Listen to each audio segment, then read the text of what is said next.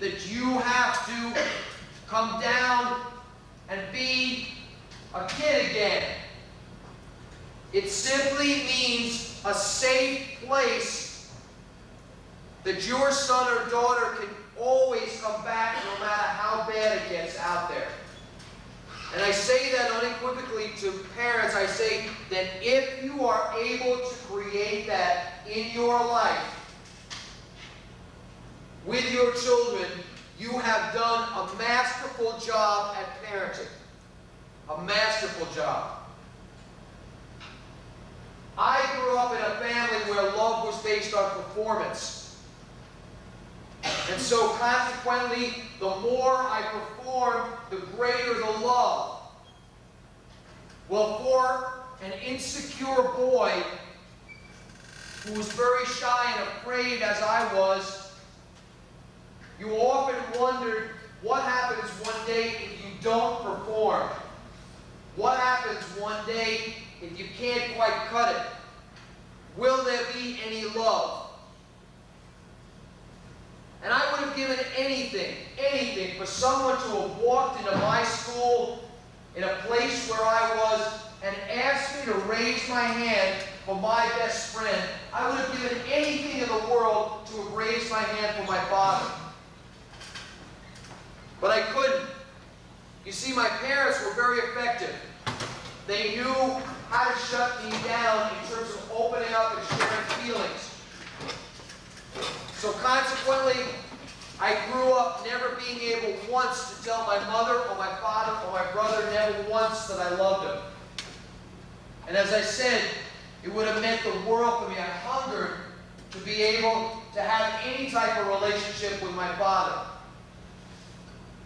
A few years ago, I had probably the monumental turn in my whole life. I was speaking at a school in Dearborn. Somebody pulled me off to the side and said, "Hey, Jim, you got major problems at home. Sounds real serious."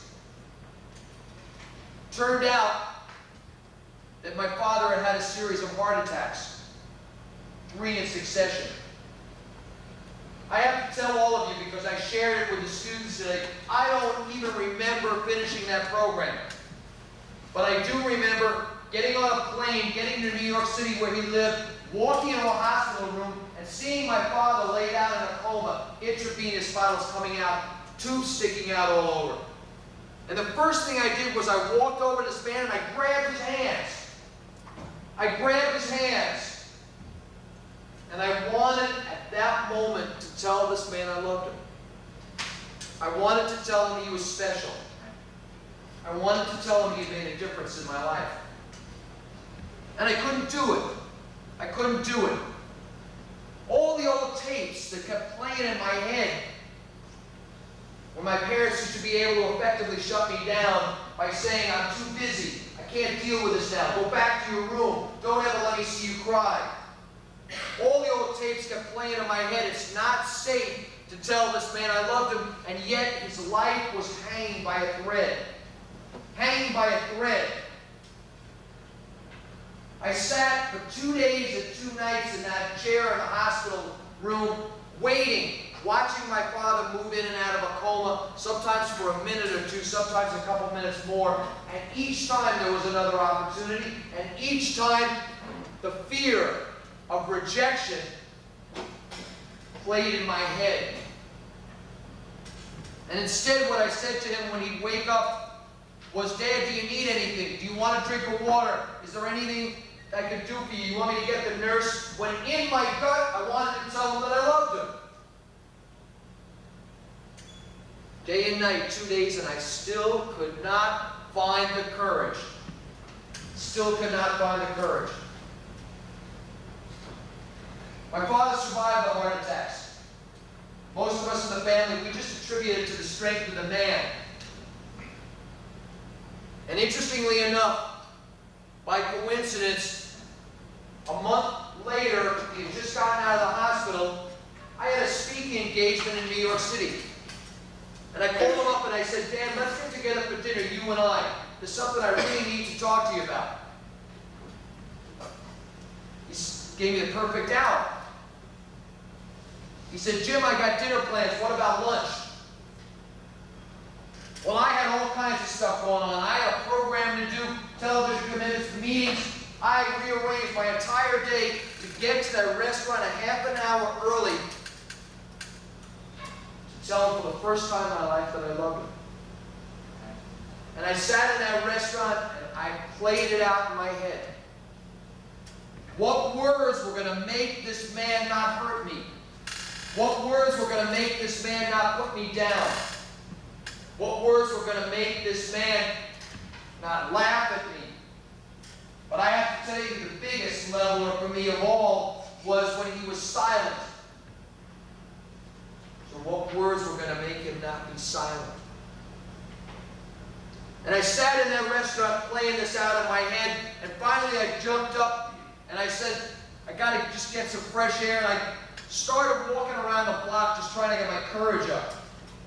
And I lost complete track of time, looked over at one of the buildings, and sure enough, looked at the clock, and there I was 15 minutes late. And my father, who runs his whole life on time, I knew would be sitting in that restaurant. And sure enough, I raced back in that restaurant. The first thing he did was he put his finger in my face. And he said, "Why are you 15 minutes late?" He said, "Do you know I've only got an hour for lunch?" He said, "When are you going to be on time?" And I looked at this man and I said, "No way. No way. I've lived my whole life like this." At the other end of his finger, and I couldn't deal with the pain anymore. So I looked back at my father. He had lost 50 pounds since the heart attacks. His face virtually had no color, and I knew that I had no third chance on this one. And I grabbed his hands again, and I said, "Dad, thanks for waiting up till 2 o'clock in the morning when I didn't show up all night. Thanks for standing by me when I tore the cartilage in my knee, couldn't finish the last 3 football games, and a ton of guys came down on my back. Thanks for bailing me out, Ted. I really love you." And as I said, "I really love you," I put my head down, and barely above a whisper, and I said that in hope that he wouldn't hear me. But when I raised my hand, it was the last reaction in the world I could have ever imagined. For the first time in my life, never saw it at my grandfather's funeral, for the first time in my life, I watched my father cry. And all the stuff that was sitting inside of me, I just let it go. And I reached over and I put my arms around this man.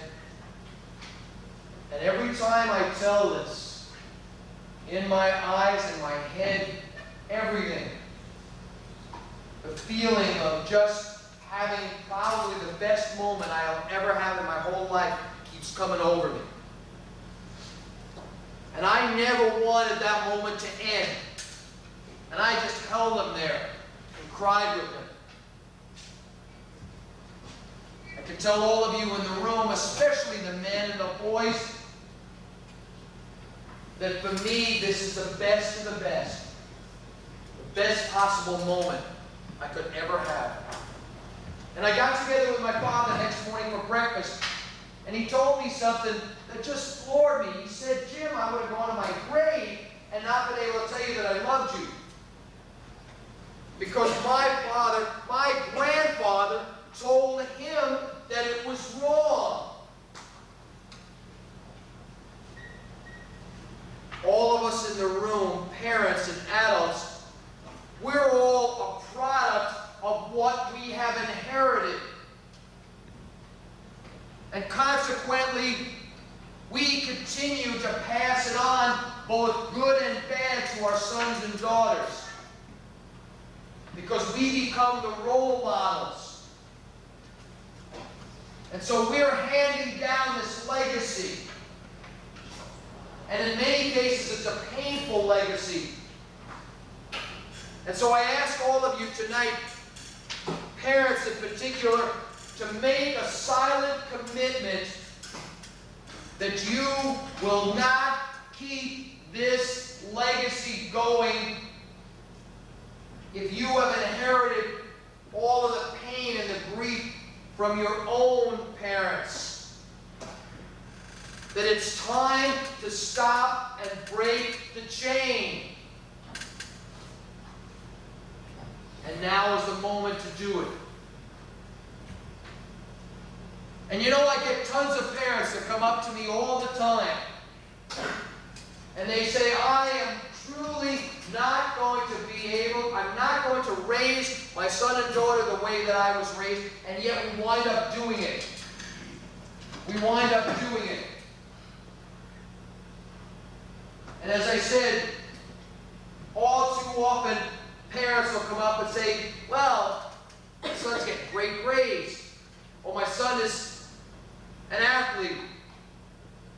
Or my son seems like everything's going well. And we look at the performance. We measure the mental health of our kids by the performance and the grades that they get. And we never, ever look beyond that. As I said, performance in my home was the way to go. The way to go. And I always try to keep my programs current. And this summer I had an experience that I saw a parent create what I think is a lifetime star. I was at a Little League game in Livonia. And I got there about the second or third inning, and I got there to support a friend of mine whose son was playing on one of the teams. And I walked all the way down to the last seat of the bleachers, and I sat down next to a man whose son was also playing on one of the teams, playing in the outfield. And this man, even as I was walking to my seat, was screaming instructions to his son. Move back, come forward. Watch the batter. Concentrate. And when this boy was up at bat, this man was even more merciless. Hold that bat up straight. Hold that bat up straight. Watch the pitch. This boy who so much wanted the approval of his father was trying as hard as he could. Trying as hard as he could. Score was tied. Opposing team was up at bat. Batter a boy on second base. Batter hits a fly ball out to this man's son in the outfield. This boy misjudges the ball.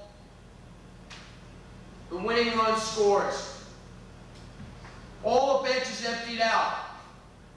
Some parents to congratulate their kids, some to console their kids. And I watched this man. He was as close as you are to me, and he took his fist and he started pounding on his thighs. And he jumped up out of his seat. And he raced out to the field. His son was coming in, head down, dejected that his error had cost his team the game.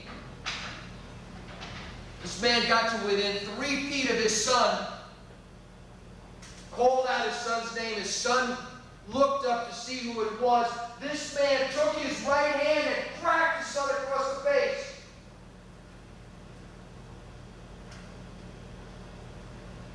Every head turned. It was like almost a deafening silence on the field. Every head turned. And I looked at this whole scene. And there isn't one of us in the room that didn't feel for the boy. The man noticed and consciously noticed that everybody was staring at him. And he quickly ran over to his son, who was walking away. I was hoping the boy would scream, yell, get angry, just let it out. Instead, the boy just stuffed it and was walking away from his dad. And his dad realized what he was doing, what he had done, and realized all these people watching him, went over and put his arm around his son. And his son pulled back.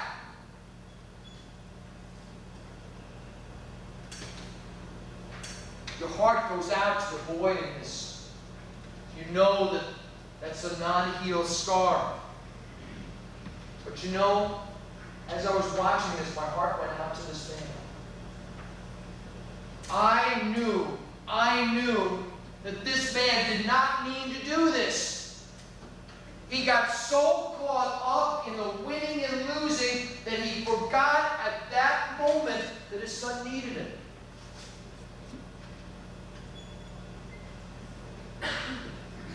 It'll never heal.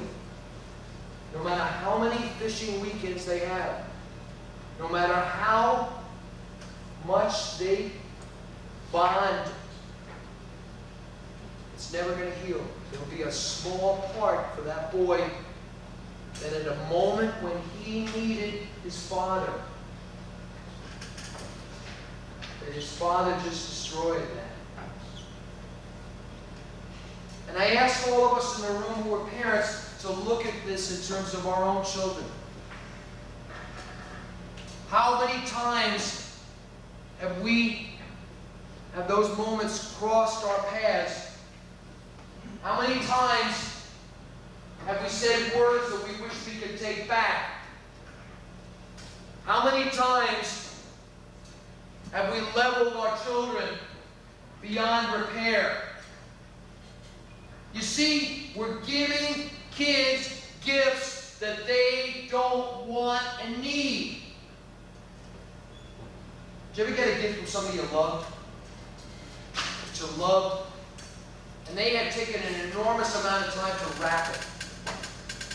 And they put a beautiful bow on top, and they put ribbon around it, and they were so excited to give it to you. It was your birthday, it was Christmas, it was some special occasion, and they gave you this gift. And it was sitting on your lap, and they were a few feet away from you. They said, "Come on, open it up." You kind of gently tugged at the bow a little bit. They said, "Come on, open up." All of a sudden, you just started pulling off the wrapping, opened up the box, looked at the gift, and said, "Wow, this is something that I always wanted." When in the back of your mind, you were saying to yourself, "Now, what time do the stores open up tomorrow so I can get this sucker back?" We are giving people gifts that they don't want and need, and we're giving kids. That's the greatest miss of all, is that we're giving kids things that they really don't truly want from us. Truly want from us. And we're struggling because out there is a world pulling kids a different direction. I used to play a lot of football. And over the gym wall, on the gym wall as I used to run past going out of the locker room, was a sign that said, "Power and prestige are real short-lived." And I used to look at this sign and I would say, "This is ludicrous. In my home, power and prestige are really where it's at." And I used to process this in my head for years, and I still came to the conclusion that in order to make it in the world, you gotta be powerful, you gotta get prestige. And it wasn't until 10 years ago when I really became active in this work that I realized how much of a pull this is in terms of young people. Well, you know, for many of us in the room, these words are real empty anyway. You know, that's like a pie-in-the-sky statement. So I'll tell you what I'll do. I'll open this up. I'm willing to gut this out for everybody in the room, parents in particular. And I've yet to lose this bet, but I'm always willing to pay up. I am willing, for parents in the room, I'm willing to buy you dinner any place of your choice. Any place of your choice. I'll give you my credit card. If you can name me the last 5 presidents of General Motors. Anybody? Anyone. Dinner at a place of your choice, any place. Any parent want to take a shot? These men, by the way, would be appalled that you didn't know who they were. They worked 18-hour days, denied their family weeks at a time, slept at the top of the General Motors building so they could get down to their office at 5:30 in the morning, only so that they could politic their way to the top. And we don't remember who they are. It's short-lived. It's short-lived. And it sometimes takes us a lifetime to look at the priorities in our life. There's a song, somehow, I was doing a program in Minnesota and I lost the tape. There's a song that I love to use in the evening program with parents. Raise your hand, parents, if you're familiar with the song Cats in the Cradle. Great. I advocate for every parent to listen to that song at least once a year. For those of you in the room who don't remember it, or who don't remember the exact words of the context, it's a dialogue between a father and son. And in the beginning of the tape, the father is too busy for the son. He's working hard. The son is asking for time, asking for love. And slowly but surely, as it goes through the song, the roles change. And the father, at the end of the song, then asks to be more part of the son's life. And the last part of the song, the father's asking to see the son, and the son says, my kids are sick, but maybe we'll do it someday soon, Dad. And the beautiful last line that is truly, truly a classic. The father said, and he turned out just like me. He turned out just like me. If that is the legacy that you want to leave, then continue on the way that you're going. If you see some room to grow, then it's important that you discover what your children's needs are. It's important that they discover what your needs are. And in a little while, we're going to start to do that. We're going to start to do that. But first, for some of you parents, I want very much to give you some tangible things to take home. Some tangible things to take home.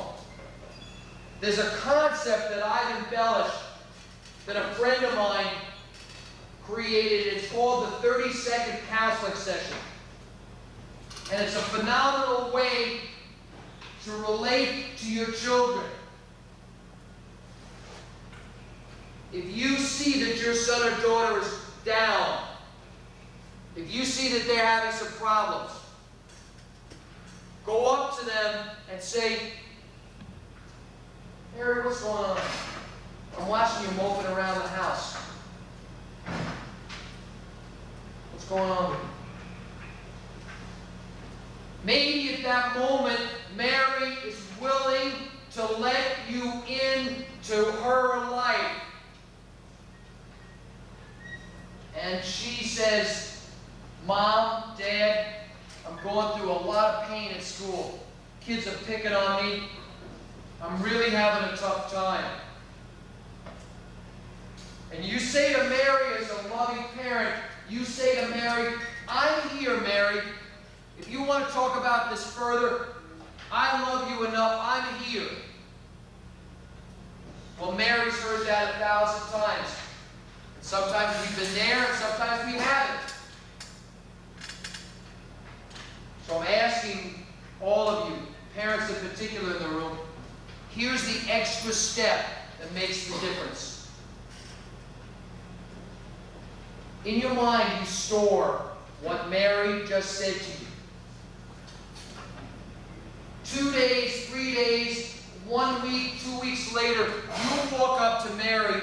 and you say, Mary, whatever happened at school? Whatever happened at school with those friends? How are you dealing with that? You okay with that? What do you think Mary thinks? Besides it, I'm just saying you can do it 10 minutes after she said it. But what?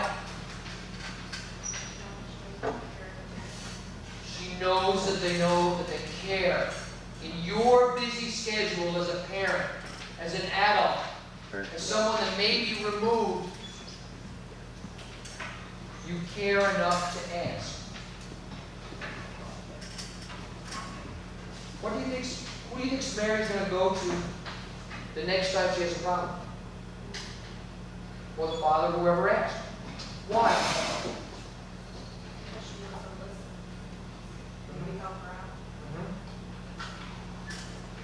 She said it before, which is even deeper. She knows what? The fact that they care. Was that a $70 pair of Reeboks? No way. Is that an expensive vacation? Simple. Yet it cuts through all the barriers. All the barriers.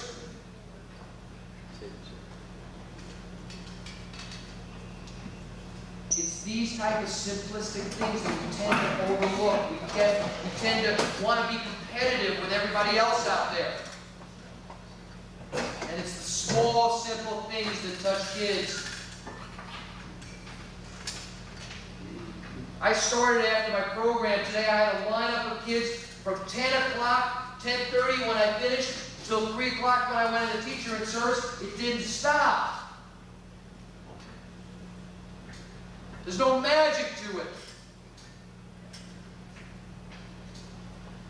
Simply allow kids into my life so that they can see my pain, my issues.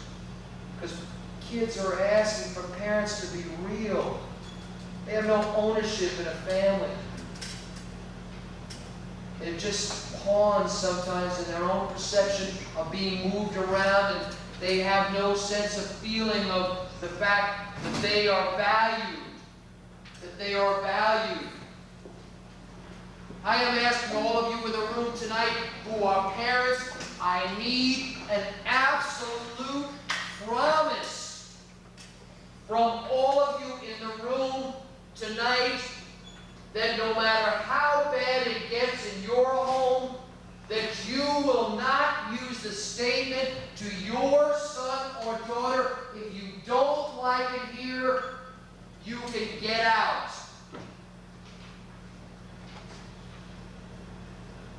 It is the most manipulative statement imaginable. Where would they go? Where would this boy go? We tend to be in the power struggle in the house because we're so afraid of losing the discipline edge. So we have to always overwhelm by power instead of working together in a family. There's a concept.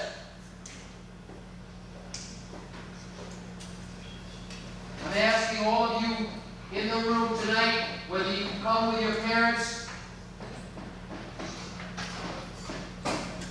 or not. And I'm asking all of you parents to take this on. It's called the 24-hour challenge.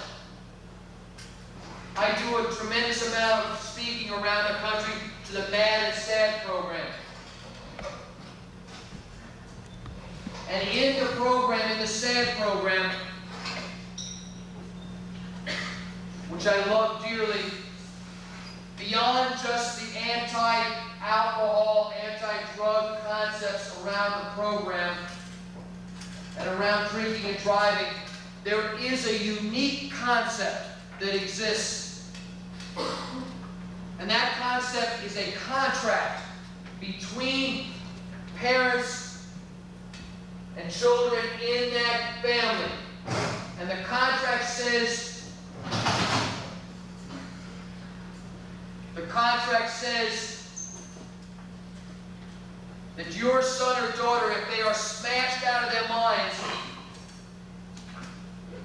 that they can call you up and that you have to come and get them.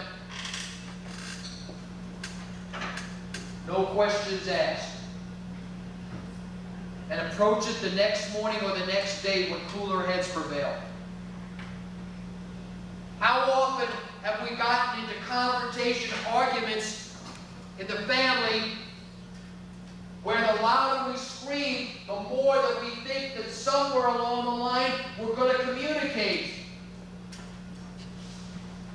I was in Italy. I raised 10,000 pairs of gloves and mittens during the earthquake 10 years ago for families, and I flew over there and I was going to stay with this Italian family who was putting me up on the earthquake site. And I got to the Rome airport and I called the family, and the only one home was the matriarch of the family, the old grandmother, who spoke no English and I spoke no Italian. And I started talking to her, trying to get her to understand what I wanted, and I needed directions. And she started talking back to me in Italian. And I found what was happening in that Rome airport was that my voice, out of frustration, was escalating. And I found that her voice on the other end of the phone was escalating. And the more frustrated both of us got, the more that our voices got raised. And I found that I was screaming into the phone in English to a woman who was screaming back at me in Italian. And there was not a prayer in the world that no matter how much we screamed, that we were ever going to communicate. It doesn't work. It doesn't work. This works. This is a contract that I want all of you to take on in the family. For 24 hours, you get together, the whole family. Regardless if you're a one-parent family or a two-parent family, you gather all your children together, and for one 24-hour period, you agree that there will be no negativity, no put-downs, no innuendos, no sarcasm, that for 24 hours you will do this. If you go 23 hours and 59 minutes and someone puts somebody else down in the family, you have to start all over again. You have to start all over again. Show of hands in the room, parents in particular. How many of you feel truthfully that you can take on this challenge in your home and make it work? Anybody? Raise your hand in the room. That you can take on a 24-hour challenge in the room and make it work.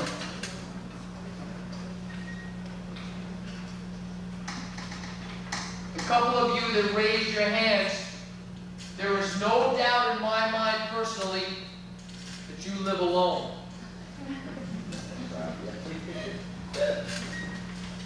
It's a way of life. A way of life.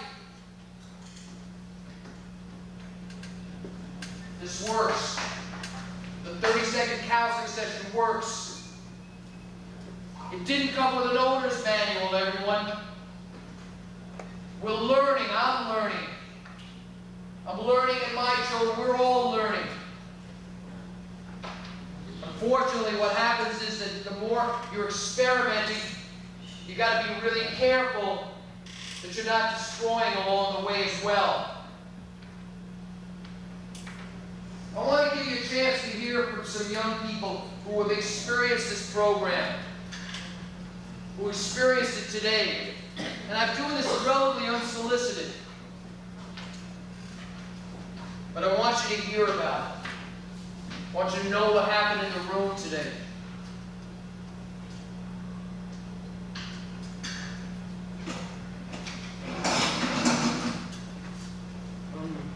Just came to our school today,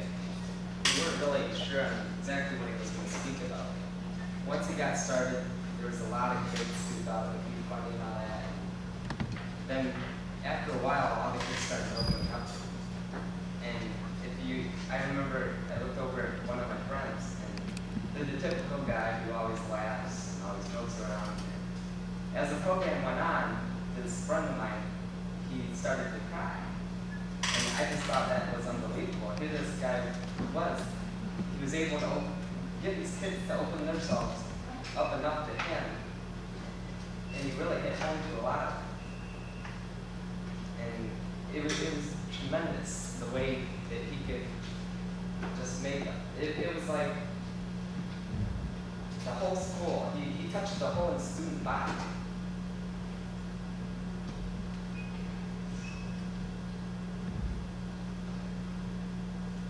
I remember it was after the seminar, and he was up there, and he tore, during the program, he tore this doll into shreds because he was telling us how not important money was, how more important a life is than your money.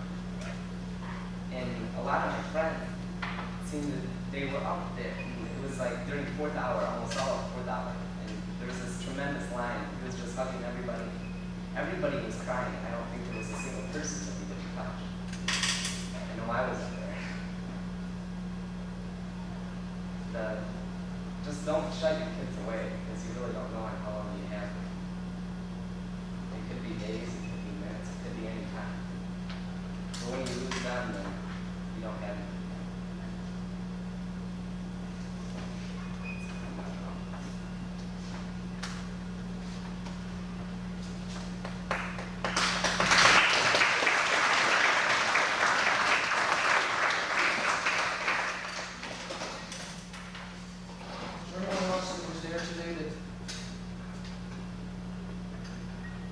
Like to share some feelings of what they had gone through. Anybody else?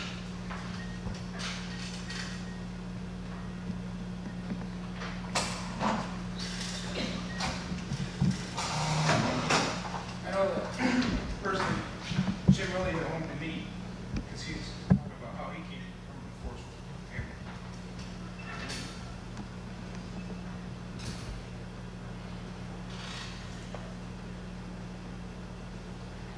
I just want to thank this guy very much.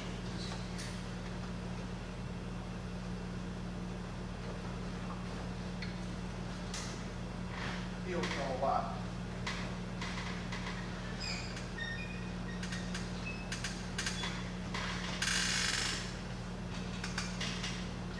This guy definitely knows what he's talking about.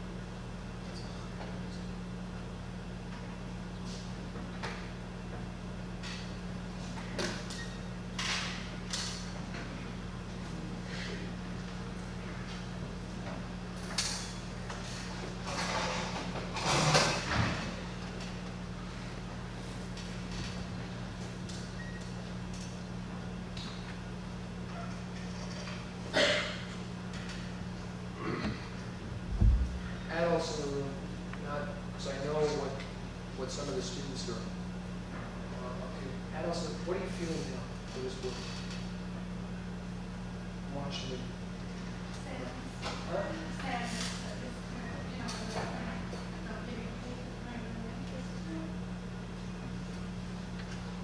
Anybody else? What are you feeling for this book? I'm watching your faces and your eyes. This is not unique to me or the program, but I'm curious because it's a very valid point. You know, I'd like to be able to key in on what are you feeling now? It's a brave kid. Can you share with him and with me why do you think he's so brave?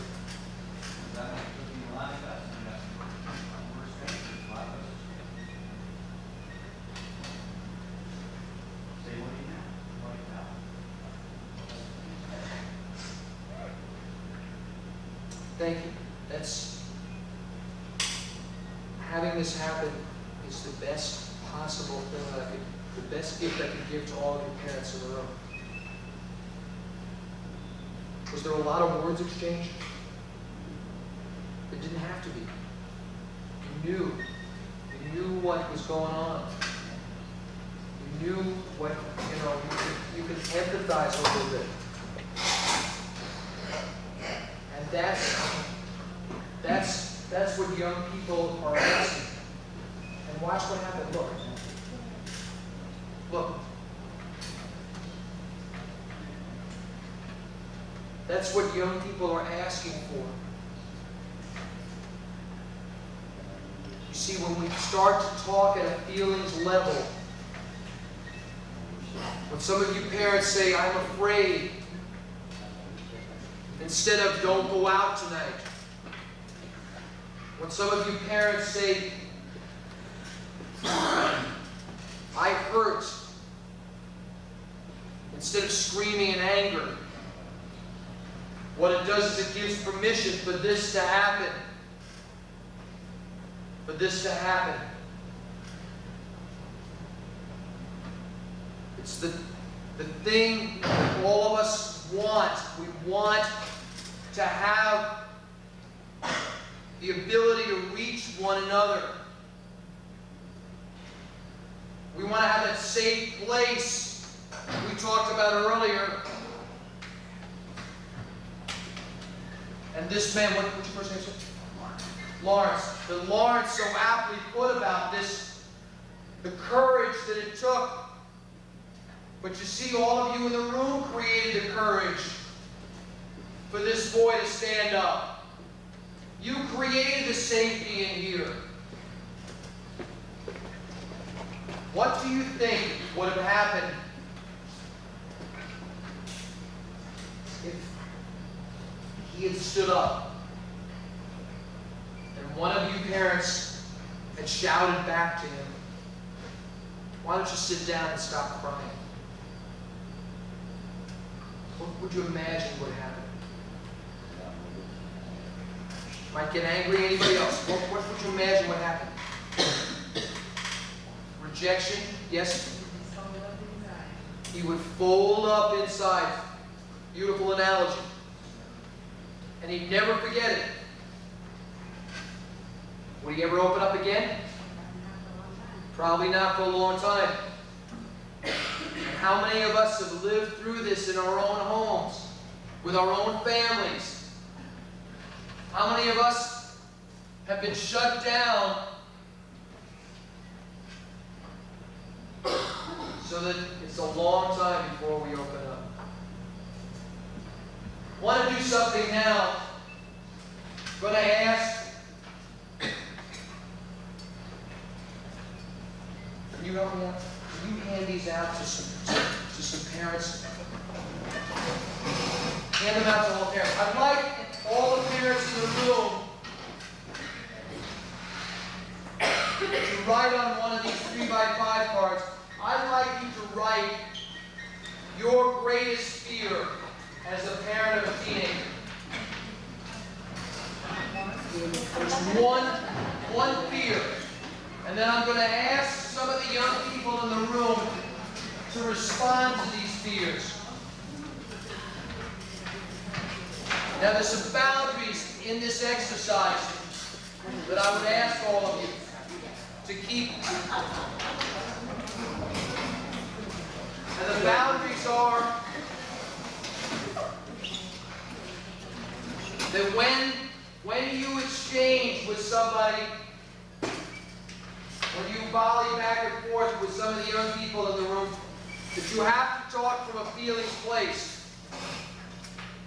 And those students that came back tonight, you have to talk from a feelings place. It's not you parents are doing this, and it's not you kids are doing this.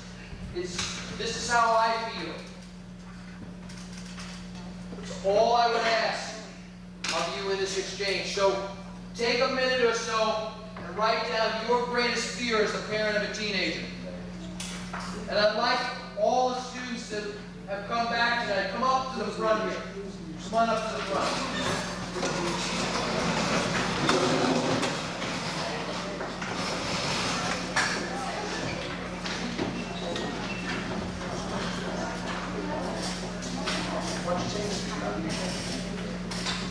Why don't you guys, instead of just standing up, grab a whole bunch of chairs and face the parents.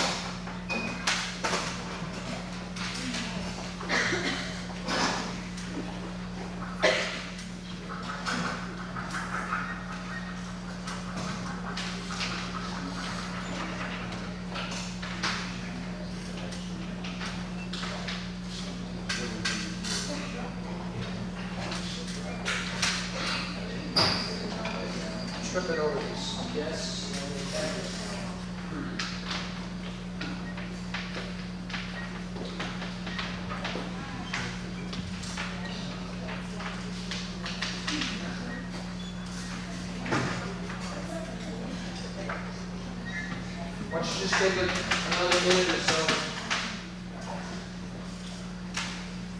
Thank you.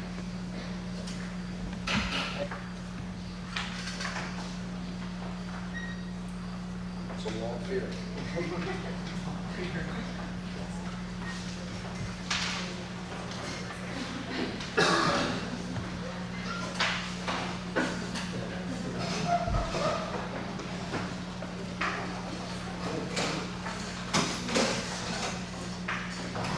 Okay. Oh, that's it.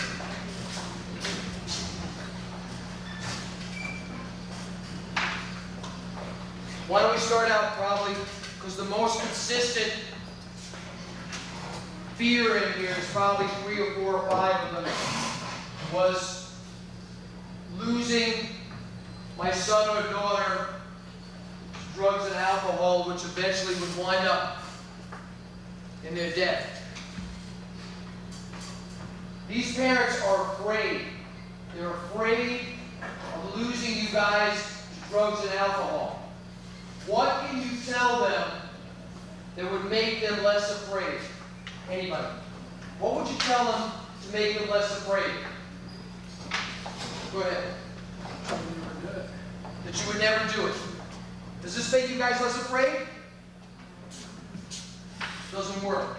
What else would you tell them? Anybody? What would you tell them? Go. So we know the dangers and the consequences of doing alcohol tests.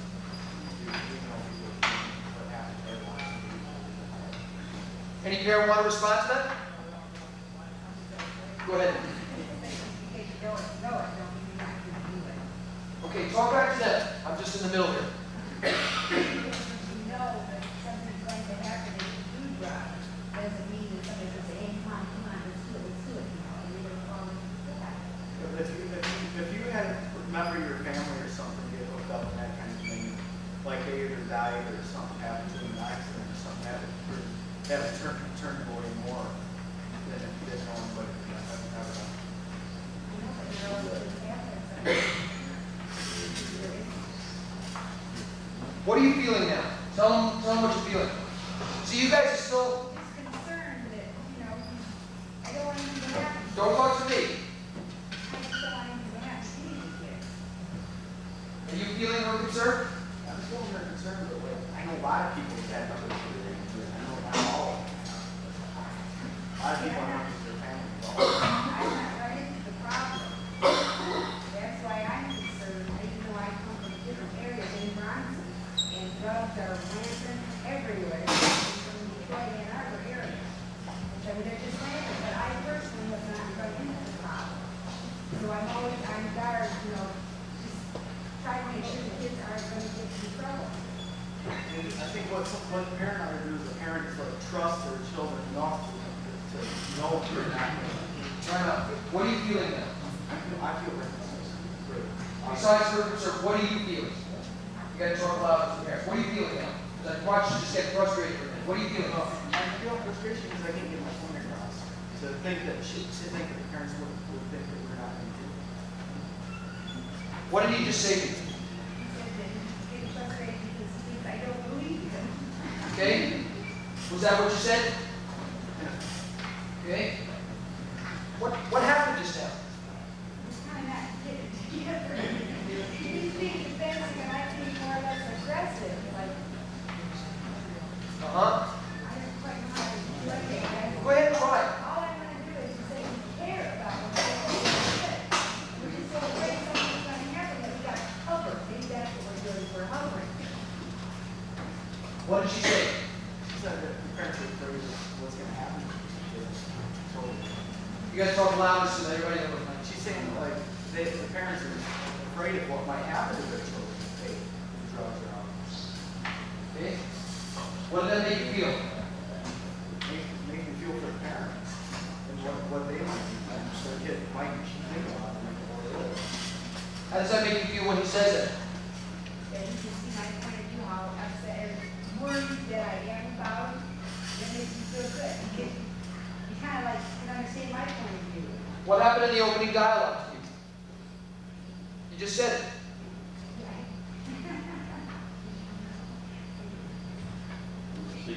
What happened in the opening dialogue? You just said it. You completely missed the boat. And what happened now? Well, I can see what he's talking about, but I think he can see what I'm talking about too. What are you doing?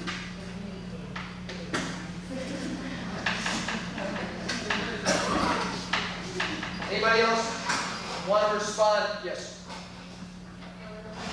You're probably gonna have to talk. Can you guys in the back here? My voice carries, so I know. When you were talking about if you have it in a family, you have to do it. I wish that was true. Unfortunately, it's not usually, if you even if a child doesn't drink and it's father's alcoholic, the dysfunctions are still passed on. They're still going to be taught. And most often, I'm sorry to say, they do follow the same patterns. They do it for acceptance because they're so insecure and stuff. I wish, that's how it is in my family. His father, his father, it just passes on. It's not a guarantee. You can break the chain like we talked about. But it is.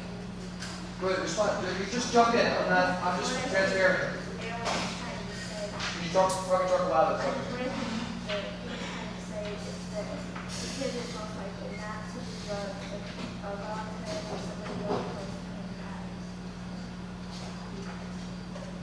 I understand. I do understand. My mom died because she had lung cancer at home. So I was sure because my kids loved her so much they would never do it.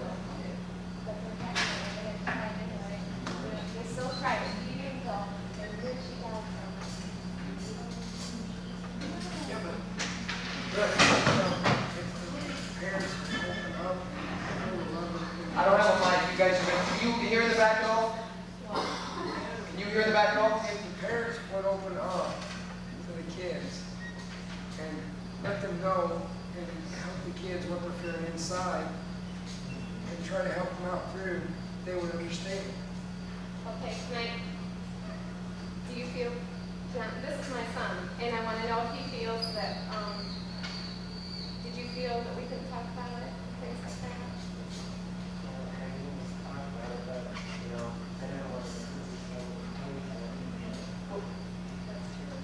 But what I'm trying to say is, some parents closes the kids down, like says, I don't have time, I'm too busy. And that's mostly why kids do that stuff. Is that the parents don't really care about them. Aaron, want to respond?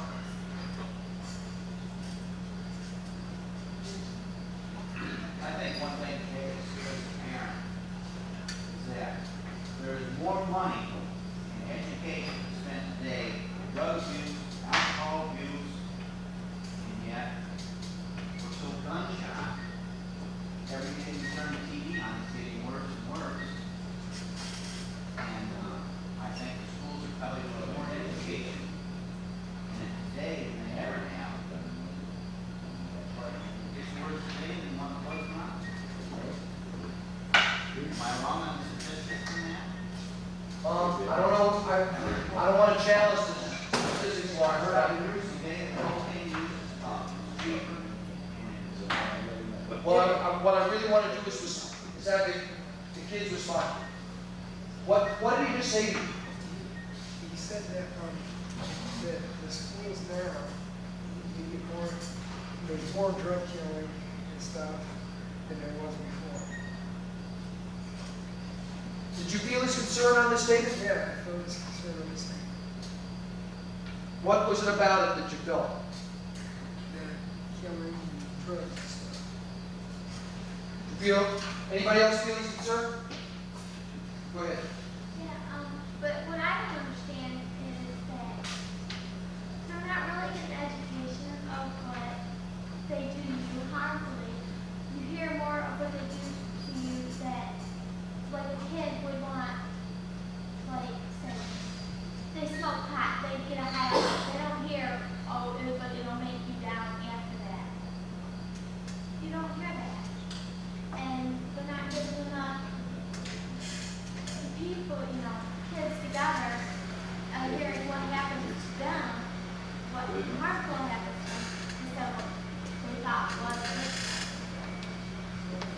What did she say, Lauren? I mean, that's an honest statement. What did Lauren say to you? He said that we got enough education that we should prevent us from ever trying. Is that what you said to her, truthfully? Well, no. I said the education is there, you're being told, facts are laid out before you. And yet, as a parent, it's here to defend, it's not getting through. What did he say? He said that he's scared because he said that we are getting enough education, and he's scared because as parents that they're not getting through to us. No, I'm not saying you're getting enough education, I'm saying you're getting more today than probably you did when I was your age. You know more about sex, drugs, alcohol today, than we have who to talk about today, sex, right? And yet, I think the statistics are up on everything. Before you guys jump in, I need to ask the consensus in the room. Honest engine on this. Are they communicating? And yet, in my heart, I can feel Lawrence's concern. And yet, in my heart, I can feel her fear. But they're not communicating. Why? She doesn't understand what she wants and he's not getting it to her. And what can be done? I just grab these opportunities because sometimes they open up my head. What can be done to change that? Maybe you can word it in a different way that she'll understand. Okay, try it. I heard her saying that there's not enough. Talk to her, don't. Okay. I heard you say that you're not getting all the education you're getting, is that you're feeling high and all that. You think sometimes that we're all human and that we only listen and take in what we want to hear. It's there, but we're only hearing the part A that's good to be high and all that. It's not good to be down. Before you answer, I love this part because it's like you feel like Donnie or what at this moment are you feeling for these kids? I feel that I want them to hear the whole thing and not just part of it. It's That's all not what you're feeling. That's what you're philosophizing. What? frustration. Frustration. Donnie never does that. What did you hear her saying that she feels? What? Anybody have any different than what she feels? What does she feel? What? What did she say that she just felt? No, that's right. Frustration. So there isn't anyone in this whole group of kids with all different backgrounds that did not understand what you were feeling. However, the first statement I would venture to say, if we asked these kids what you said, they would all have varying answers. So the common thread becomes the feelings. Now, you're on. I think it's their turn. Go ahead.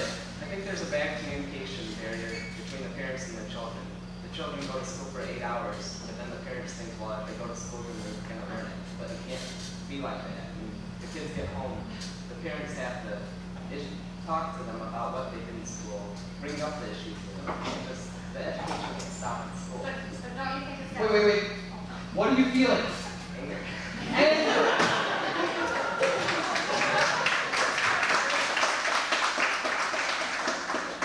Don't you think it has to work both ways? Wait, before you get into philosophy, parents, what was he feeling? Was anybody that clear? You see all the verbal stuff that goes back and forth in people's lives? David's been in the back, raised his hand. It's like school here for him. What? Did you go What, go ahead. I think one of the important things that most of these kids, and I can't say this because I don't know every one of these kids up front as if they were my own, but I think most of them up there that I do know a little bit better than others can say, hey, if you've got a problem, take it to Mr. Binder because he'll listen to you. And I think that's one of the things these kids are saying, Mom and Dad, listen. Don't talk to me, listen. If you're going to talk the talk, parents, walk the walk. Now think about that. If you're going to talk the talk, walk the walk. You can't say one thing and do another. If you're going to be a role model, be a role model. What are you feeling now, David? Pardon me? What are you feeling now? I can hear it in your voice. What are you feeling? Frustration. Why do you think I had Jim Tooman come? Well, I mean, you know, David just said a lot in a sentence. And for some of us, depending upon our level on the ladder, we took it in, we didn't take it in, we got frustrated, we got angry at David, whatever we did. But he said a lot. But when he immediately said that he was frustrated, we all knew it. We all knew it. And so again, the more that we talk at a feelings level, the better the chances are that we'll bridge this gap. Go. Kids are afraid to talk to their parents. That's why they don't. So they talk to their other friends. And their other friends, they influence them to do what they do. Some of it's bad and some of it's good. Parents, want to respond to that? But, you know, why should you be afraid? It's like, I'm home, waiting for the supper, making supper, okay? That's my free time to communicate with the kids. I ask them, how's school today? What did you do school today? All about it. You know, you don't want to talk. I elaborate a little more. What problems did you have? Did you learn anything? No, nothing. You know, I cried, but you don't want to tell me. Go. I think that a lot of times that What are you feeling now? Responding to her, what are you feeling? What? she wants to, she's trying to because we're not talking back, we're not responding back to her what she said. Feel sad for going down. I think that a lot of us won't understand and won't listen what we're about to say. But I'm there listening, but nobody will talk. Well, they might think that you're just there because you're there. They don't need They're afraid you won't understand them. But I keep saying, you know, I was good. I remember what it was like. But the world's different when you were a kid than it is now when we're kids. But we still went through the same thing that you're going through now. You think that, but you don't. You never went through what we go through. We couldn't do drugs. Yeah, but drugs is so far out today. I mean, you can go down the street corner and someone will offer you a joint or something. But, you know, It wasn't like that. we had the drugs back then, but it was very secretive, but it was there. The liquor was there. But it was harder for you to get, and your friends didn't influence you so much like our friends influence us. I grew up in the sixties and seventies, and it was all there. It's called peer pressure. I know peer pressure is hard. It really is. Good.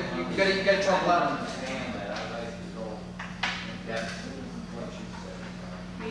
No, the next one. You said we never gone through. Well, how can you go through what we go through when you're not us? You know, everybody goes through something different. You can't go through what we go through. You don't come in contact with the same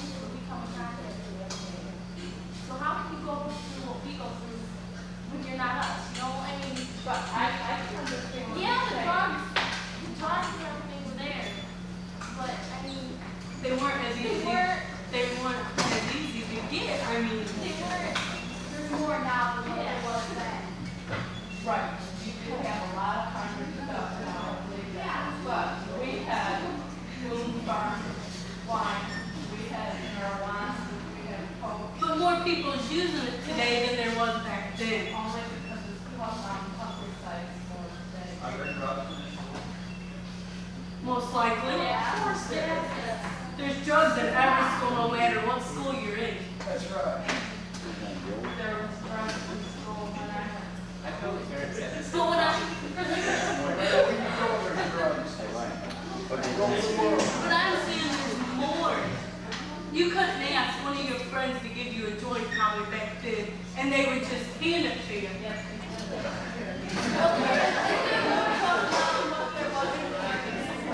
Is there more drugs out there than what there was? We have more variety today. More acceptance.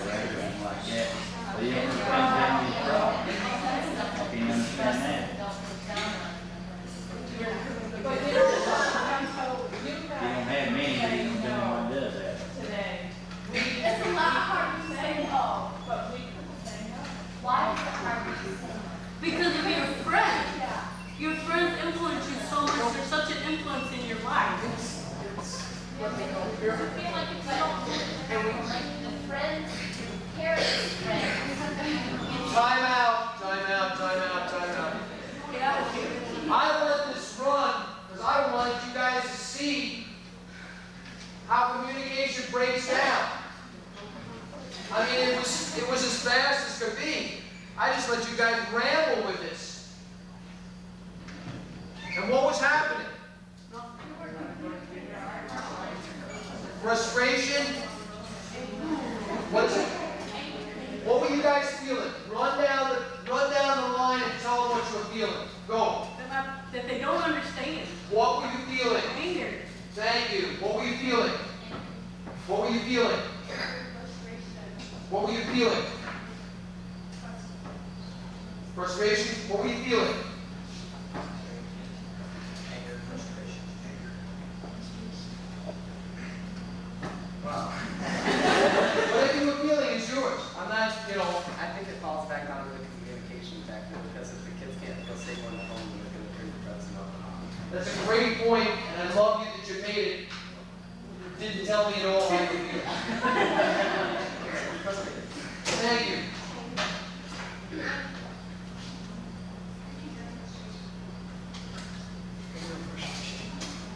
Parents, what were you feeling?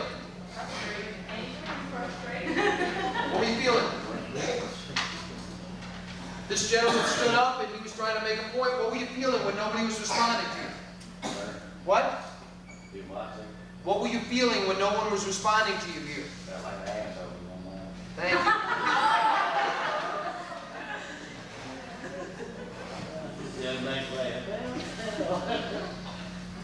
Was there ever going to be a hope in this room to talk to one another? And what would have happened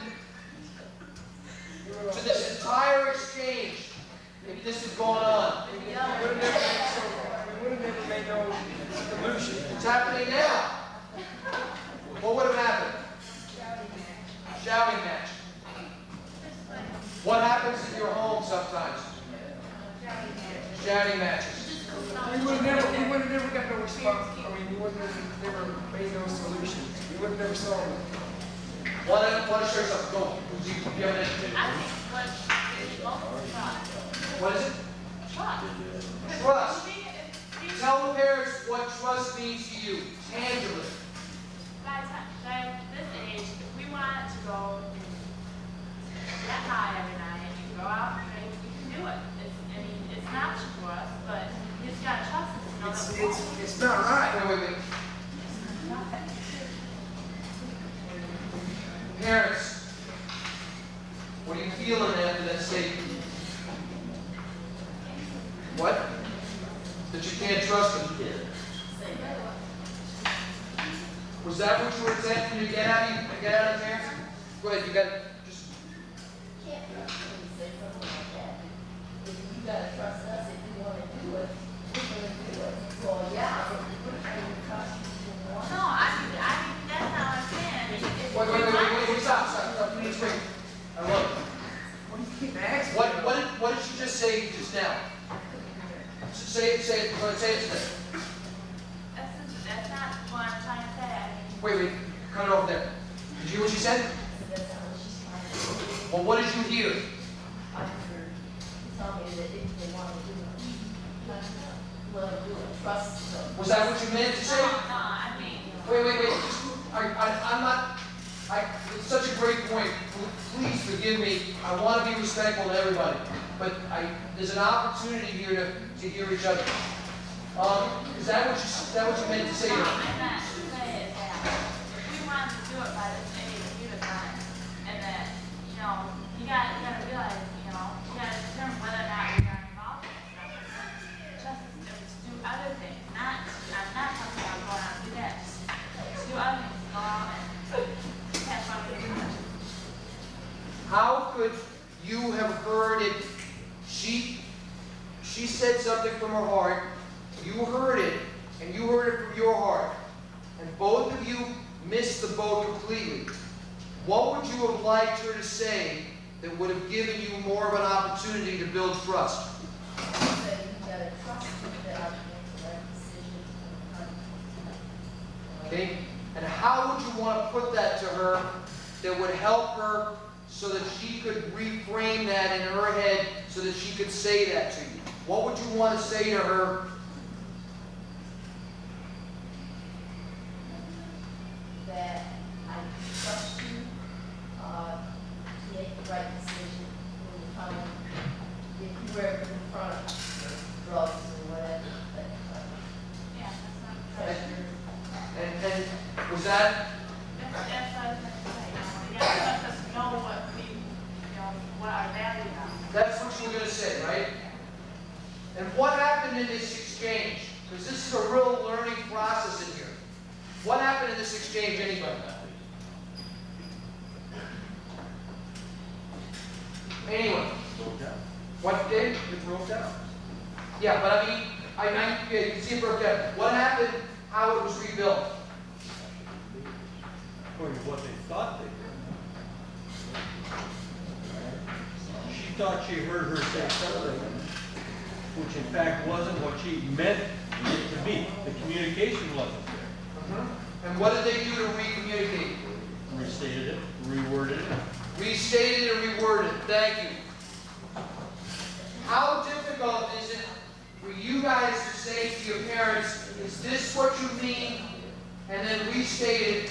How difficult is it for you parents to say back to them, is this what you mean? And then all of a sudden, everybody's starting a little bit more to be able to meet in some type of communication bridging there. You had your hand up for the longest time. Okay. If kids want to do drugs and alcohol, they're going to do it, no matter what. They can't tell their parents, trust us, because if they want to do it, they're gonna. And they can say it's not going to happen to me, but it will. People say I'm not going to get pregnant, but they do. Yep.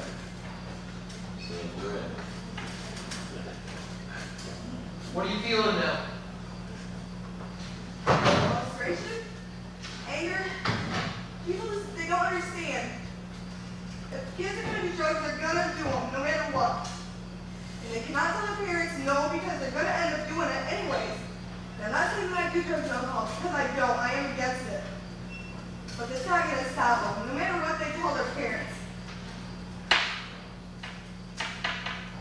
Doesn't this kind of all stem back to what maybe you were told in the, I wasn't at your conference, but from what you discussed and some students have discussed, that they discussed values and really what friendship really meant. And friendship is that their friends are going to get other supposed friends to take drugs.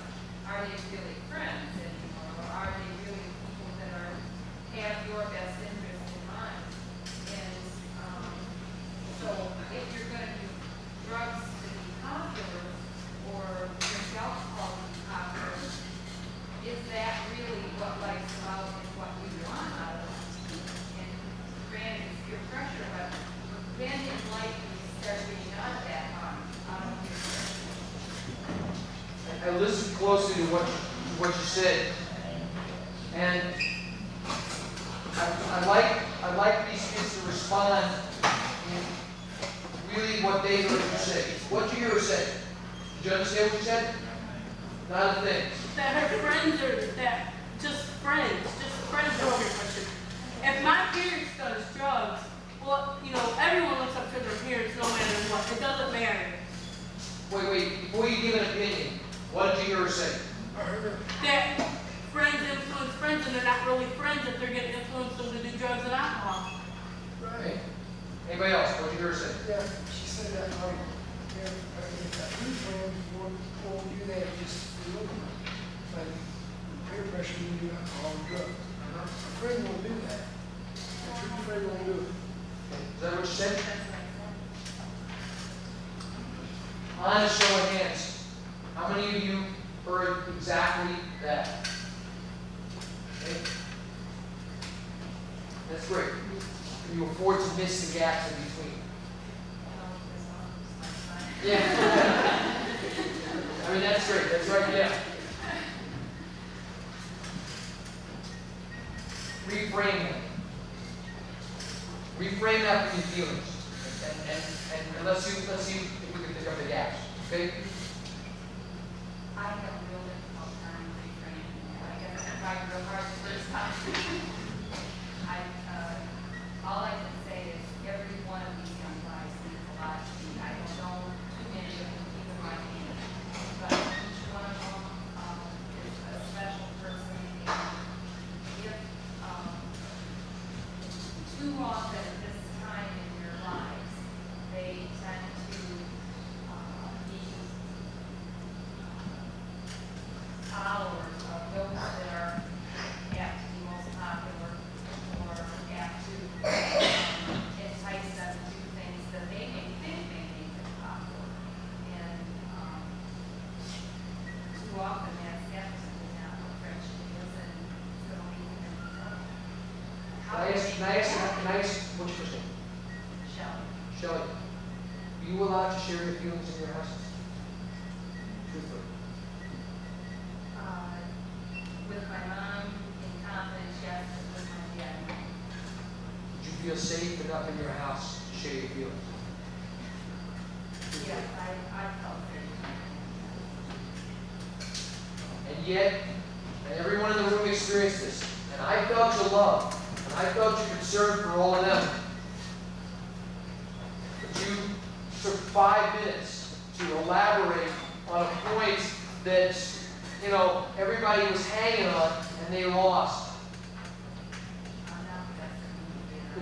It's not, there's no magic to this. There's no magic to this. I love what happened here with this before. Yeah.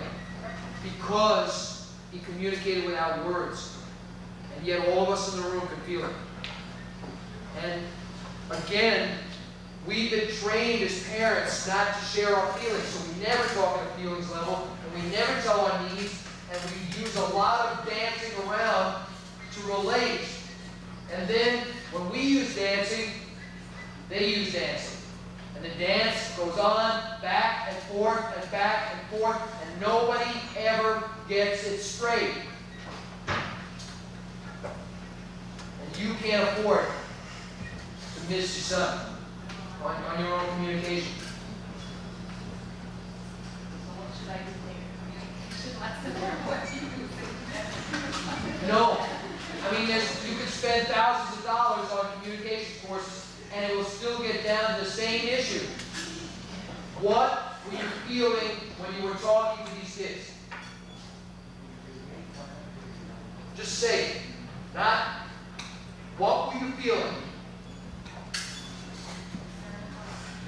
Concern and love. Okay. What did you hear her say that she was feeling? Concern and love. What? What? What? What? What? What? What?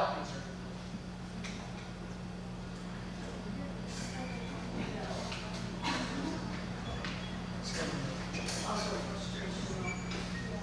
She also felt frustration. Okay. But did we miss anybody in the concern and love arena?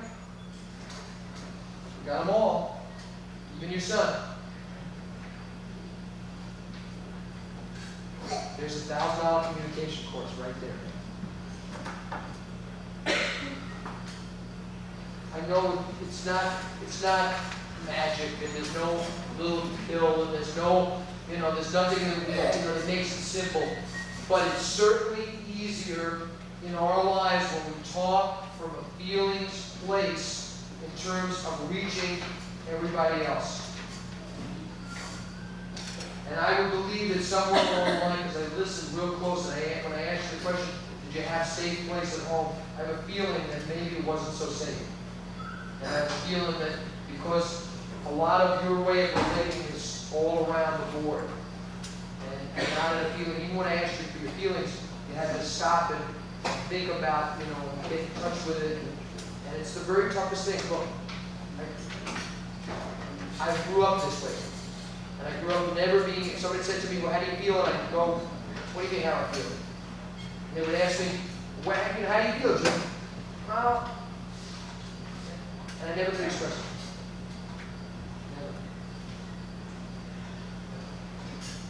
Never. Go. Parents are so concerned with their kids doing drugs and alcohol and having sex, but they will not sit down with their kids on a one-to-one and talk with their kids and tell them the dangers of it. They gotta learn it from television and school. But yet they just tell them, no, don't do alcohol, don't do drugs, and don't have sex. That's all they tell them. Go ahead, I want you guys to follow the track. Sometimes, they are private, but if there's a way to share, it's because they haven't shared with you their own experiences. But,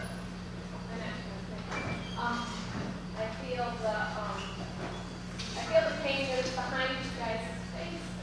That English. I feel pain. I see pain in the faces behind. And it really hurts me because I understand that Wait, I have a solution. Stop. Oh, yeah, I want the solution really good.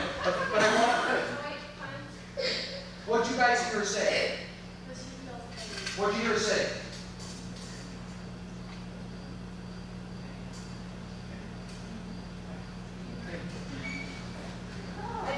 I just have something that maybe will help.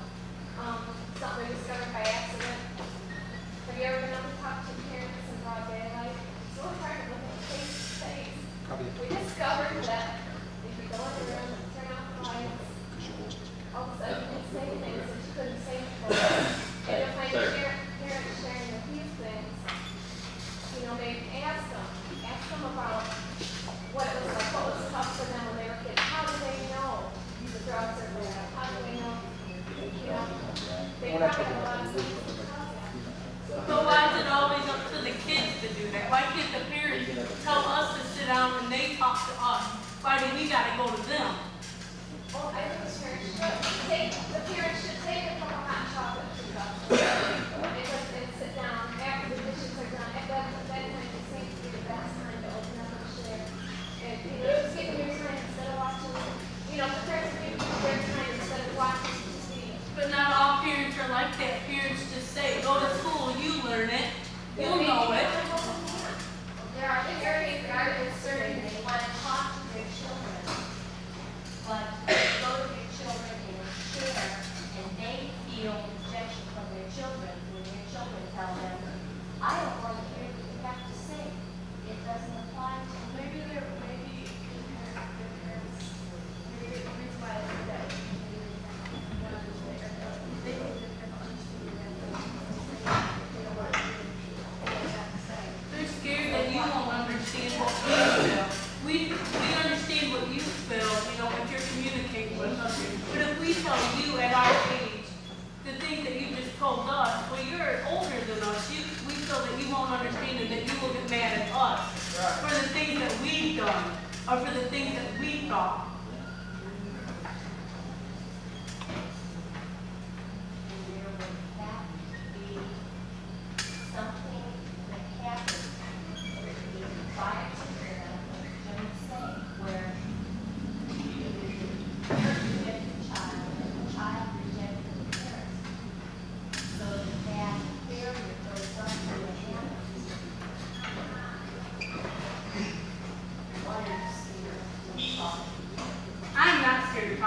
parents. I got a very, very open relationship with my parents. But some of my friends, you know, they tell me their problems, and they can't go to their parents because their parents will beat them, or, you know, or tell them, well, you know, if you're gonna have sex, you get out of my house right now at 13, 14 years old. They don't understand the things that we go through.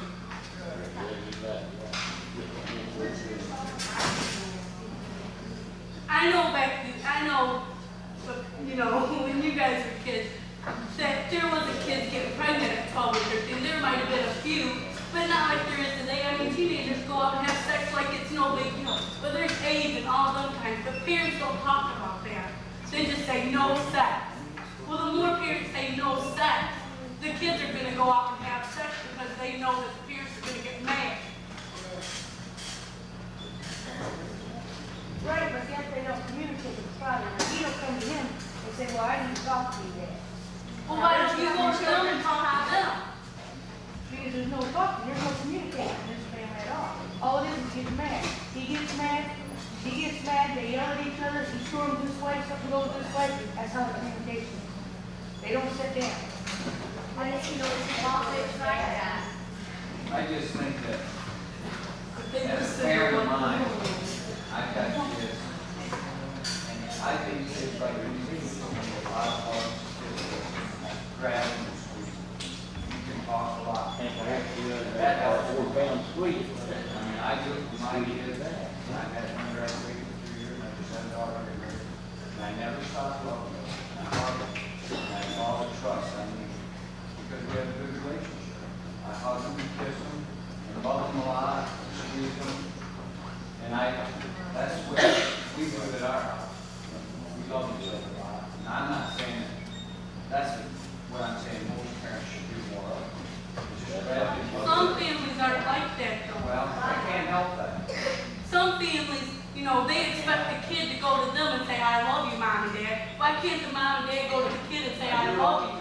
That's the way to go. I do it all the Parents time. and parents and Yeah, things. you can't love me, and We can't love all teenagers as you know, Love you. I love my kids. I show them. I hug them all the time. Show them I love them. Okay, time out. Time out. What happened to communication? Anyone, what happened to communication? Nothing. Down the tubes again, right? Why? We're not understanding each other. Yeah. But frustrated. But what did you say? Too many words. They rattle on. It's hard to keep them track of the same point that they want to get across. The point that I brought across was no word. Right. I understood yours. But you used a lot of words to bring it. No, I just want to hug them. Get it? Go up and hug them.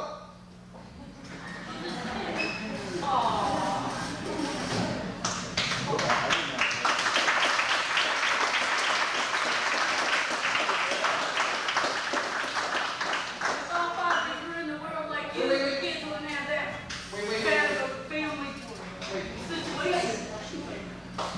I'll get them one. Go out.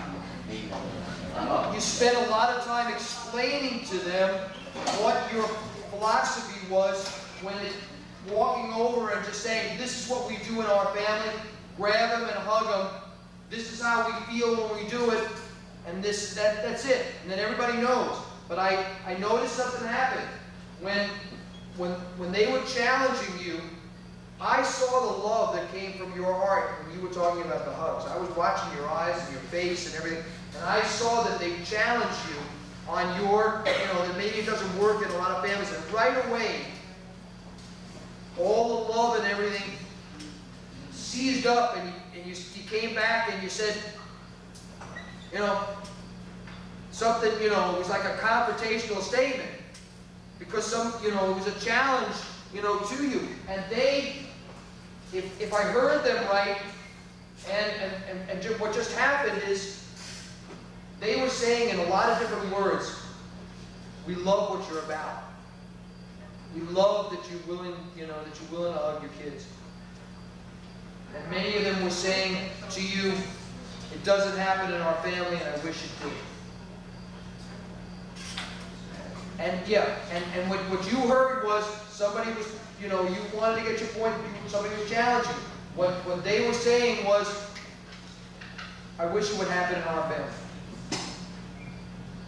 And you see what happens right away? And I let this go on again because I was watching the dynamics going back and forth.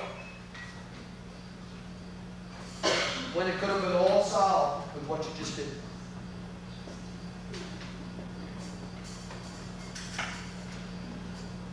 Okay. Now, I'm really glad you got that communication in your family. I wish I had that in my family. For most men in a family, like fathers, they have the macho look. They've got to be the head of the family. They've got to have headstrong feelings. They cannot show emotions. Let no cry. God forbid a guy should cry. Why can't guys come up and show their emotions, especially to us? We're their kids. Wait.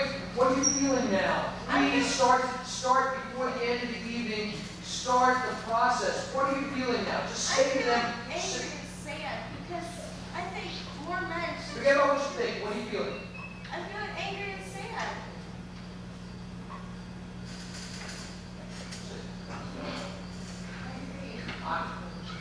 I'm listening to you when you volley back and forth. What are you feeling when you talk to your parents? Wait. Me? Yeah. Anger. Was there anyone in the room that had any doubt that that's what she was feeling? Anyone even, that couldn't guess. So they knew. That's You not weren't one of fooling them. anybody. Why couldn't you say, Why can't I say what? That I was so angry? yes, that you were angry instead of, you danced all around. Why can't your parents do this? And why can't your parents do that? What did you guys feel when she was following back at you? Anybody? Huh? Hostility. Back. Why couldn't she say that to me?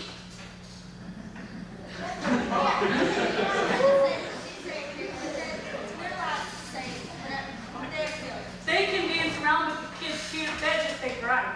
What are you feeling now? Angry. And what would you like her, as you say it, I feel angry because I really want to hear from you to say it also to me.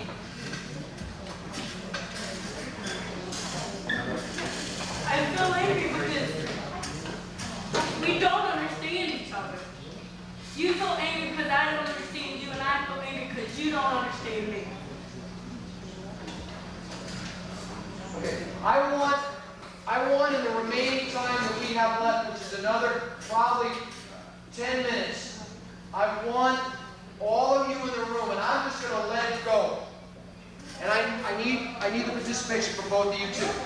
I want all of you in the room to start every statement that you say to each other with, I feel. I feel. And let's see, and then I want everyone in the room to be respectful of one another before you jump in and before you go butt and the rest of, so let somebody finish a sentence before you volley back. So let's for a minute suspend all the issues and let's just work from an I feel. Yes. Knowing myself and my feelings are not always true to what is actually happening, how do we, communication like this, how can we find out what feelings are true and which ones are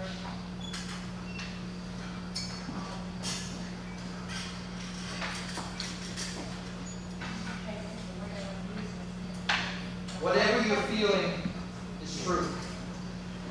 No one, there's a friend of mine says, no one has ever had an original thought. But everybody has something. That would not be true because they don't actually hate me. But that's not a feeling. If I said that I felt like they hated me, Yeah. Well, hey, that, yeah. and that feeling is is true. but that gives them room to respond. It's not, the reframe on that is not you hate me, this is how I feel.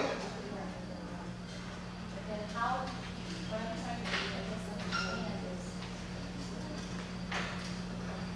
I would make a statement like that, and right away somebody's going to be on the defensive, and kind of want to avoid that. Yeah. By not saying you in the statement. By not saying you, it puts people up against a wall when you say you did this, you did that. As long as you say I, and as long as you own it, and you say I, it gives room and space for somebody to respond. David, do you have? Take the young lady. Go ahead. I feel that parents are doing the best job of raising and raise their children the way they feel that they should. And I think that the children are just trying to be rebellious toward the parents. Like with the sex and the drugs, you always have a choice, no matter what. And like those 13, 14-year-old girls that are having sex, it's just rebellion against their parents. And it's stupid and you shouldn't be having sex that young.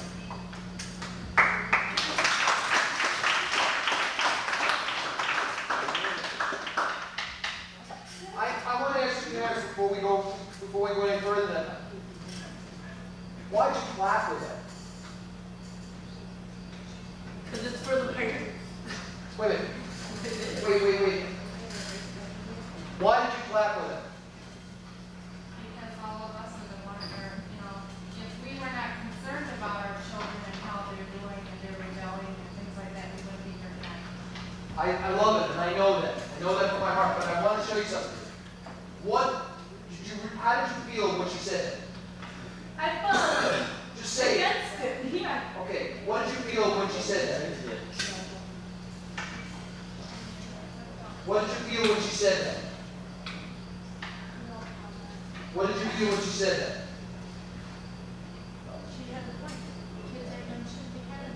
Okay? What did you feel? That's not a feeling, that's a thought. What did you feel when she said that?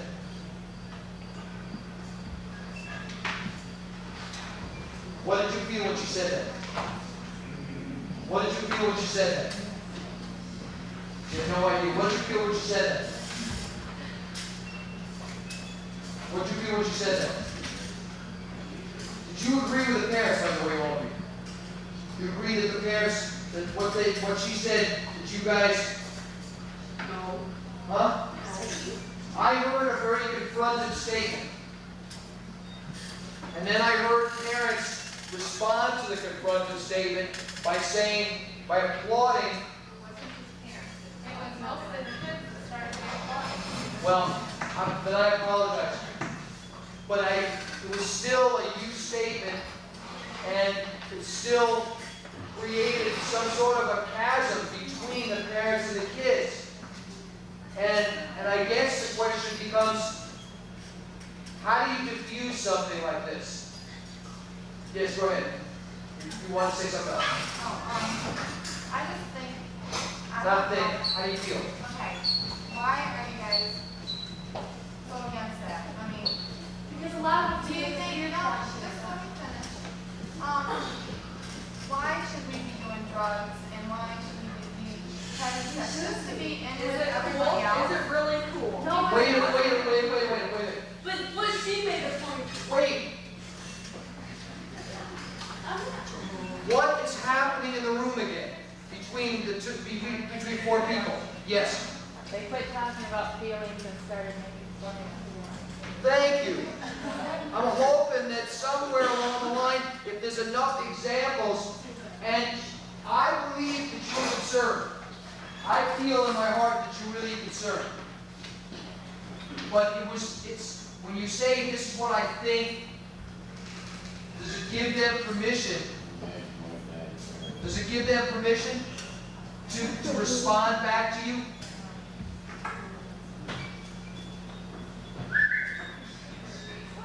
Yes, go ahead. Sorry. I feel that responsibility is a big part of the issue. I hear the students saying, on the one hand, I'm responsible for my actions, and I have a responsibility to myself, to my own self-worth, to do what I feel is right. And I hear the parents saying, I feel I have a responsibility to make sure that my children are doing what I feel is right. And I feel other students saying, I feel responsibility for my own self, and I don't need my parents giving me what they feel my responsibilities are. So what I'm hearing is totally responsibility. Either I want responsibility or I'm rejecting responsibility. And I feel the whole thing is responsibility issue. I want to take what you just expanded in 3, 4, 5 minutes, what you just brought us, and I want to ask you a question. You feel love for these kids? Very much so. Why didn't you say it to them? You dance around the whole issue around responsibility and use a lot of, kind of what I call psychobabble terms where you go in and you use, and responsibility means all kinds of different things. Do you love these things? Very much so. What did you hear her say? How did it make you feel? Good. Because in order to get so that it bridges, it's got to come out first from your heart. Because if it comes out first, so many times, and that's the struggle that at least I feel for kids. So many times we as adults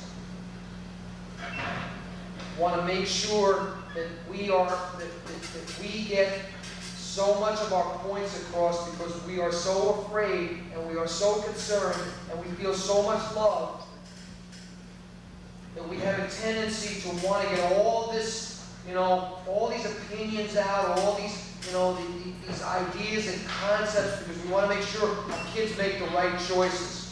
So we work so hard at doing that.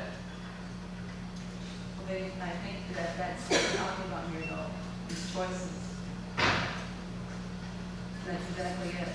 And blame, placing blame. Yeah, both parties are placing blame. They're placing as much blame on you, and you're placing as much blame on them, and then nobody has any room. Yes. When she told them she loved them very much, she fell in love with them. And my question is to the kids, did you believe her? Yes. But she's capable of saying that. Our own parents aren't. They can't tell us that they love us. Even once a month they can't tell us that they love us. She's someone that we don't even know and she's telling us. That's bound to make us feel good. Because we're not used to hearing that from our parents.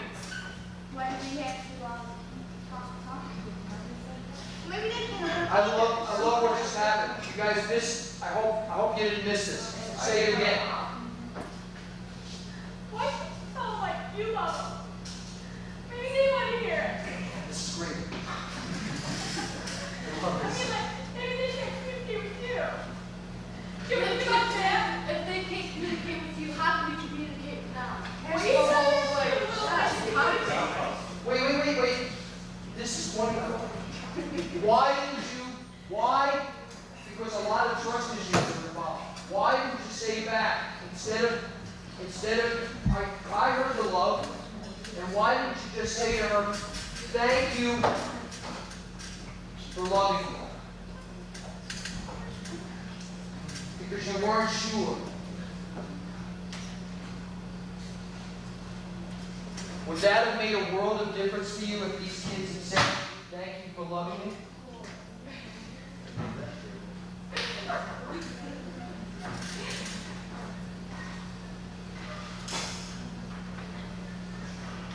I know they would. I know they appreciate it. Thank you for loving us.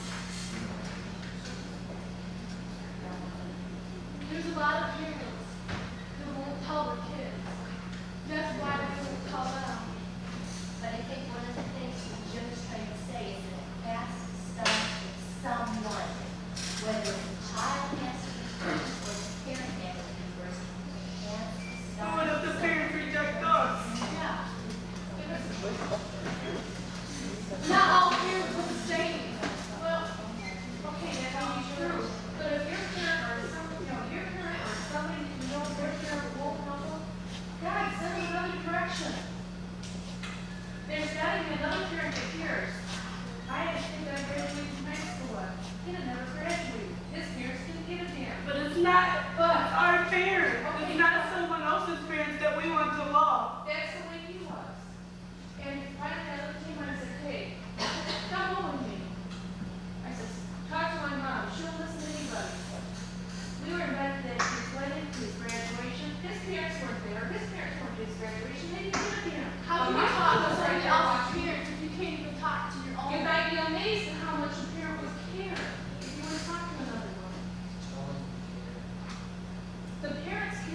concerned. Don't dance around it.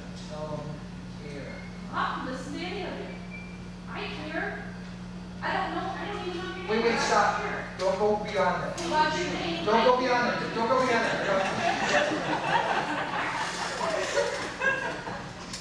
Tell them you care. I care. Tell them how much you care. A lot. I don't want to see any of you guys hurt. Tell them back. Okay, thank you. No, stop. Tell them back. I was going to, but you. Oh, excuse me. Thank you for going down my own stuff.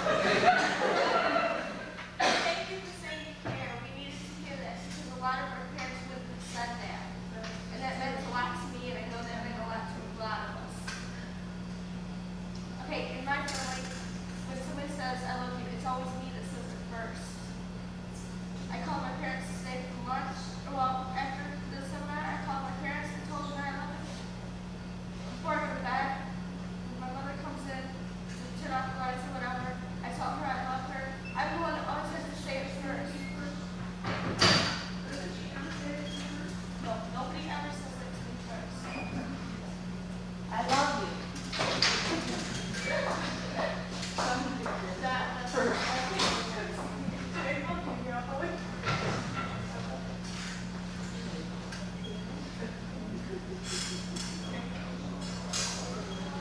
That's what it's all about. That's what the whole evening is about, right here. I want to thank all of you. That's how it is, yes.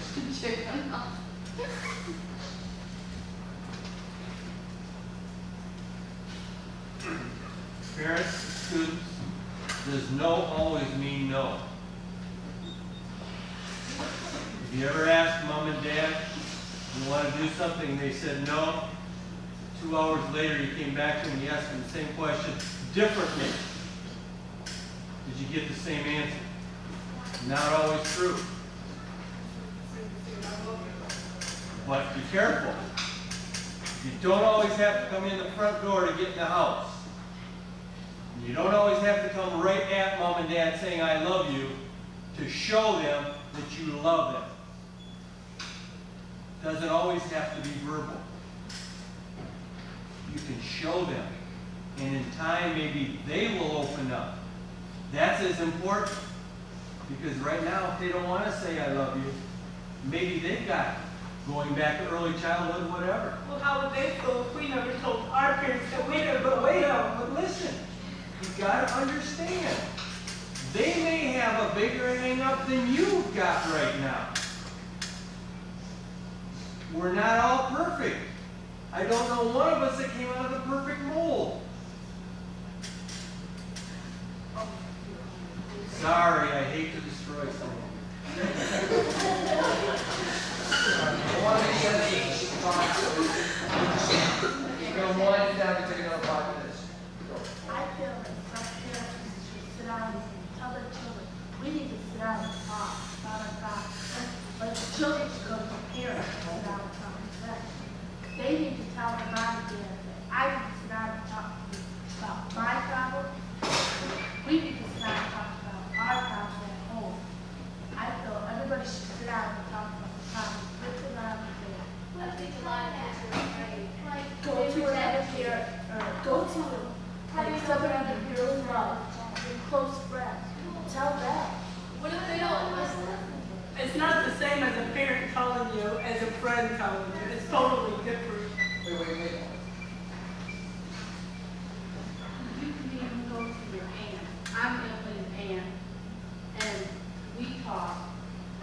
That's why I came here, because her mom had to work, but I am here with her. But it's still not the same. Now you know why I get nuts here. Do you love these kids? Yeah. Which kid do you love? Well, I love them all, but Emily's my niece. You really love Emily? Yeah. Tell her. I love you, and she knows. She doesn't know. Tell her.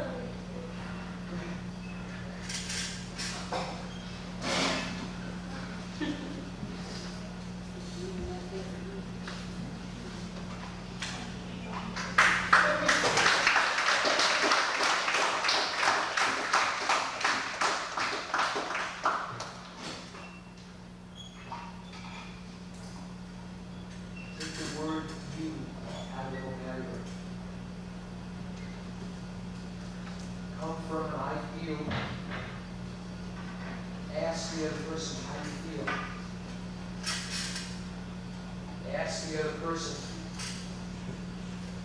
is this what I heard you say? All of us we've never been taught this. So when I ask all of you to say how you feel, people search for it. And yet cuts through all barriers. It's a learning process. It's not a one-night experience. It's working at it all the time. But there's so much love in this room. And interestingly enough, there was a lot of confrontation in and among that love. Because the love was never heard on both sides.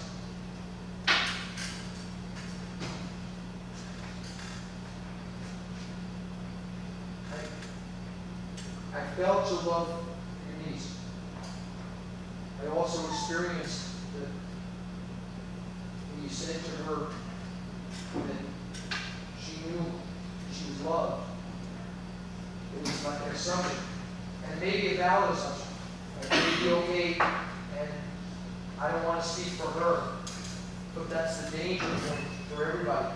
Is when we have a tendency to say, I know how you feel. I know that you're, I know that you know that I love you, or I know how you feel. That's how I'm not. Yeah. Oh, I need I guess she's my neighbor too. I live next to her, and my door's always unlocked. And that's why, so she knew I love her because she could come to my door anytime she wants. And I'm not too busy for her. Because I do not have the community. But I will. She said, Emily, I do. But my kids does not do it for 72. But more, sorry. But I'm just saying that it's experience. I just moved next door. They got 4 teenagers, and it was experience for me. It really was. I'd like to call all of your attention. Kathy, I've been watching Kathy since the exchange she had with all of you. And I'm watching her face, and I'm watching her feelings, and I'm watching how much this touched her. And I was hoping that one of you would see that in her and go up and give her a hug.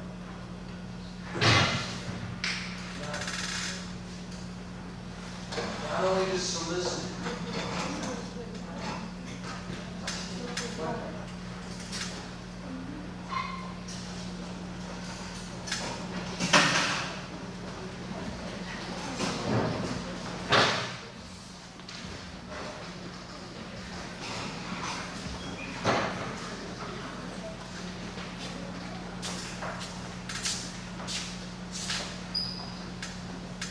when all of you in the room can answer the question, why do we need permission to do this?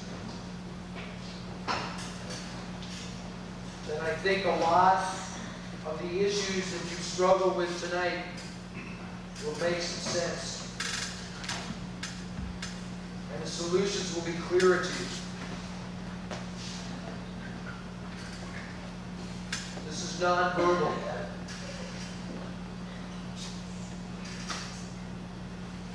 I wanted so much to have this in my life. I never got it. I never got it. I would have given anything in the world on my birthday for my father not to have reached into his pocket and handed me $5 or $10 and said, here's a present. But to reach over, tell me he loved me, and hand me a card that he handpicked.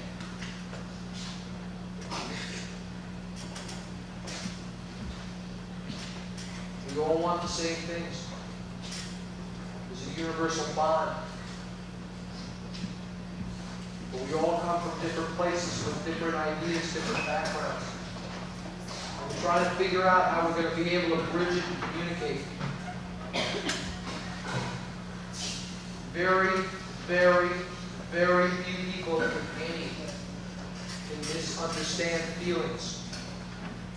They may not be able to feel what you're feeling, but they won't misunderstand feelings. It's the reason that I spent all afternoon with young people that came to me and told me about every issue imaginable. From hardline issues to two girls that had the same boyfriend and said, "We want to be better friends. Jim, can you help us?"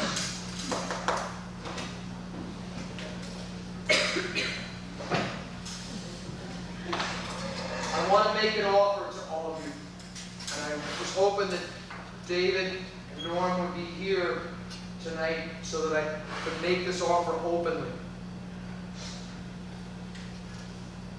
If you can fill up half of that gym with parents,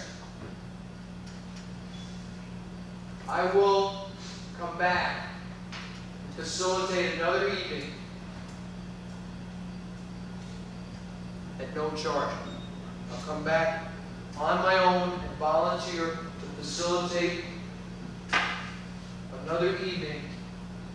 If all of you in the room go back and bring 2 or 3 other people and fill up half that gym. What happened tonight was eye-opening. It was magical to watch it go back and forth. There was so much love in the room. And I could feel the love on both sides. I could also see the hurt. I could also see the anger. I could also see the mistrust. I could also see the pain. And sometimes we get verbal with pain. We dance around it, as so many of us have done, and I've done all my life. We dance around pain, and we never tell people what's going on inside.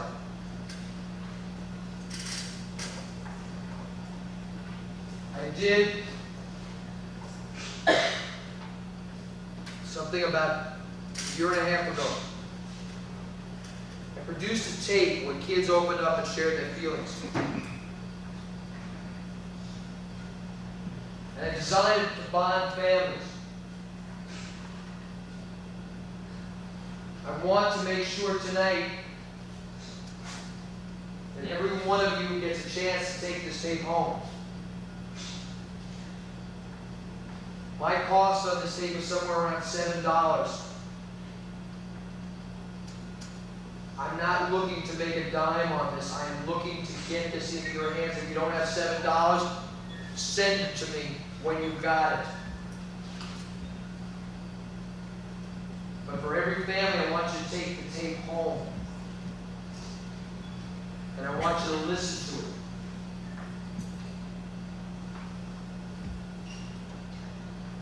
Can you tell them what happened when you listen to the tape and what you did with it? I want you to. I purchased a tape at a show Friday seminar that I went to. And after I listened to the tape, I had a lot of friends that were pretty good copies of their parents. And so I would run my tape out to my friends and let them take it home. They would pretty much cry and